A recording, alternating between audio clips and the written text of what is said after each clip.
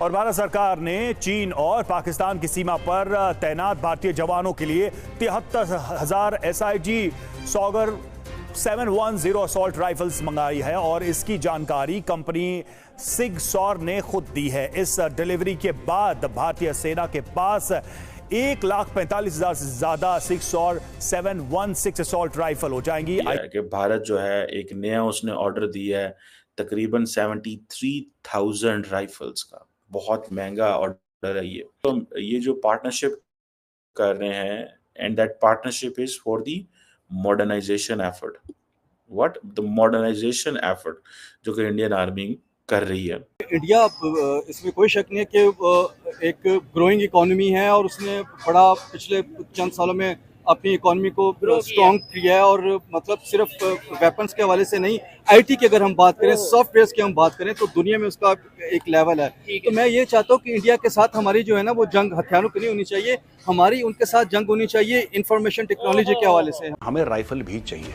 We should have an class world class rifle. एक बार decide करके साइन करो, पैसे दो, कहानी खत्म। यानी कि ये सबमरीन कहीं चल रही है इंटरनेशनल वाटर्स में, वहां से फायर करेगी, चाइना के अंदर न्यूक्लियर स्ट्राइक करने की कैपेबिलिटी रखती है। चाइनीज परेशान हो रहे हैं आपसे। ये देखिए, ये राइफल की कुछ बड़ी बातें हैं। ऑटोमेटिक असॉल्ट राइफल है। सबसे अहम बात तो ये है, और हर मिनट में 685 राउंड इसमें फायरिंग होती है, यानी एक मिनट में 685 गोलियां चलाई जा सकती है। 100% एक्यूरेसी रेट है, यानी अपने टारगेट को हिट करने में सक्षम है। और आप देखें, अब इंडियन फौजियों के हाथ में अमेरिकन गन्स हैं।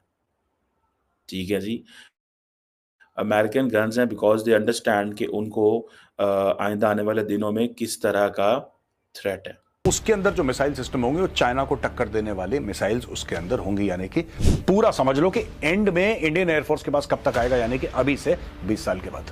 यार वो इन्फेंट्रीमैन की कोई बात ही नहीं करता, जो पैदल सैनिक है ना उसकी कोई बात ही नहीं करता है। मैं आपको बताता हूं, जहां पे वो इन्फेंट्री वाला हथियार लेके खड़ा है ना, वही भारत की सरहद है। दोस्तों आपको जान के खुशी होगी कि भारत ने 892 करोड़ रुपए में 72,000 सबसे आधुनिक लेटेस्ट जो राइफल्स हैं उसका ऑर्डर दे दिया है यूएसए की एक कंपनी। ऐसी बात नहीं है कि पहली बार में ही दे दिया, नहीं दोस्तों, 2019 में भी हमने इस गन का, इस राइफल का यूज़ किया हुआ है। ठीक है, जम्मू कश्मीर की स्पेशल फोर्सेस के साथ साथ जम्मू कश्मीर के पुलिस भी इसका यूज़ करते हैं। काफ़ी इफ़ेक्टिव ये सिद्ध हुई, इसलिए जाके इसको गवर्नमेंट ने अप्रूव किया है। तो 600 मीटर के आसपास आप अंदाज़ा लगाइए, लगभग आधा किलोमीटर के आसपास इसकी रेंज है। काफ़ी प्रभावी है। इससे पहले जो AK सीरीज़ की आती थी गन्स, AK-47, AK-56 जो जनरली यूज़ करते हैं हमारे जवान, उसकी रेंज 300 से 250 मीटर मान के चलिए, लेकिन इसकी 500 से 600, तो काफ़ी इफ़ेक्टिव है। और इसकी कैलिबर भी ज़्यादा है, यानी जो गोली की मोटाई है वो भी ज़्यादा है, इसलिए प्रभाव भी ज़्यादा करती है। पहले फेज़ में 10% टेक्नोलॉजी ट्रांसफ़र हो गया है। इट मीन्स की जो गोली है, जो बुलेट है, वो इसकी भारत में बनाई जाएगी और पूरी की पूरी गन की टेक्नोलॉजी शेयर करने में अभी टाइम लगेगा, बट हाँ टेक्नोलॉजी जरूर भारत में आएगी। अमेरिकियों के हाथ में, अमेरिका में इस वक्त है ये। और ये जो पार्टनरशिप कर रहे हैं and that partnership is for the modernisation effort. What the modernisation effort जो कि इंडियन आर्मी कर रही है। और ये सारी की सारी भारत की जो मिनिस्ट्री ऑफ डिफेंस है उसकी ये प्रोक्योरमेंट है। इसका मतलब क्या है? इसका मतलब ये है कि 2019 में पहले खरीदी, 3-4 साल उन्होंने ट्रायल किया, तकरीबन इतनी 72,000 के करीब गन्स का ट्रायल किया, देखा और उस गन्स को इस्तेमाल किया। और आप देखें, अब इंडियन फौजियों के हाथ में अमेरिकन गन्स हैं। ठीक है जी, अमेरिकन गन्स हैं बिकॉज दे अंडरस्टैंड कि उनको आइंदा आने वाले दिनों में किस तरह का थ्रेट है।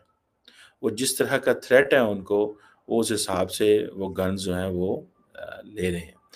अब फॉर एग्ज़ाम्पल आप ये देखें कि एक तरफ हम ये महसूस करते हैं और हमने ये देखा कि भारत जो है वो उसको चाइना की तरफ से चलो है चैलेंज, लेकिन भारत जो है ये गन्स को कश्मीर के लिए भी इस्तेमाल कर रहा है।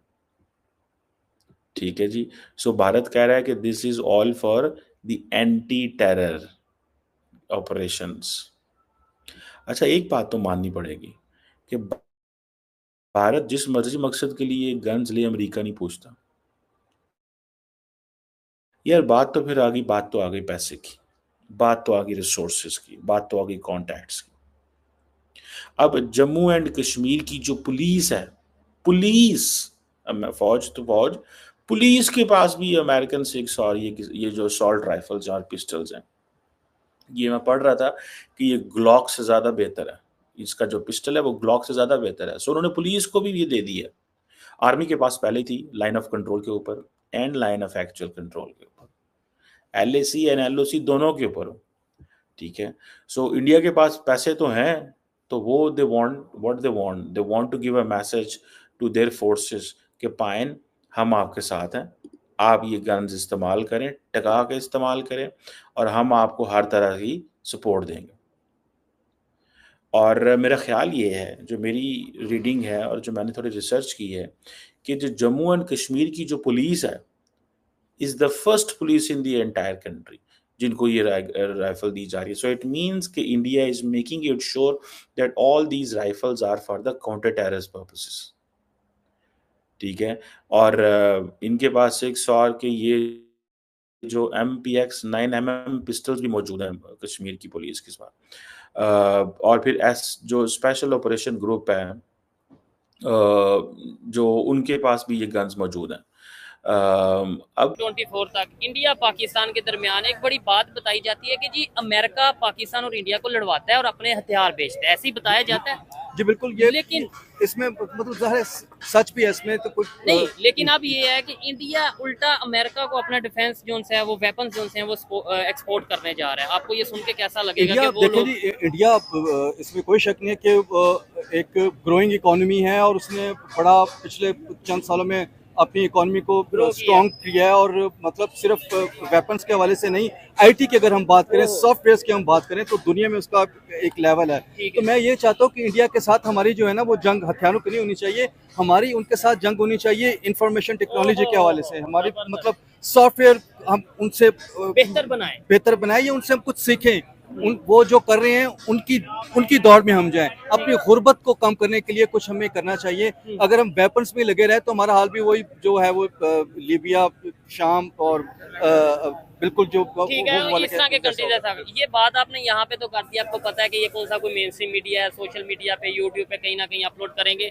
यही सेम चीज आप मेन स्ट्रीम मीडिया पे कह सकते हैं कि भाई हमें इंडिया से जंग नहीं करनी। मेन स्ट्रीम मीडिया पे तो ये दिखाया जाता है दुश्मन कंट्री है, मेन स्ट्रीम मीडिया पे ये बताया जाता है जी वो ऐसे हैं, हिंदू हैं। लेकिन आपको लगता है कि यही सेम चीज हमें मेन स्ट्रीम मीडिया पे भी बताने की जरूरत है कि भाई ये सोच को बदलो, जंग वाली बात से आगे निकलो, उनसे सीखो, उनके साथ मिलके कुछ काम करो। सर मैं तो मैं सैटेलाइट टेलीविजन के लिए होस्टिंग करता हूँ, प्रोग्राम करता हूँ, तो मैं तो उधर भी कहता हूँ कि हमें अपने जो हमसायों के साथ है वो बना के रखनी है। उनके साथ हमने जो है ना वो इंपोर्ट एक्सपोर्ट करनी है। हमने अपनी गुर्बत को खत्म करना है। ठीक है, जंगों में कुछ नहीं रखा और लड़ाई में कुछ नहीं रखा।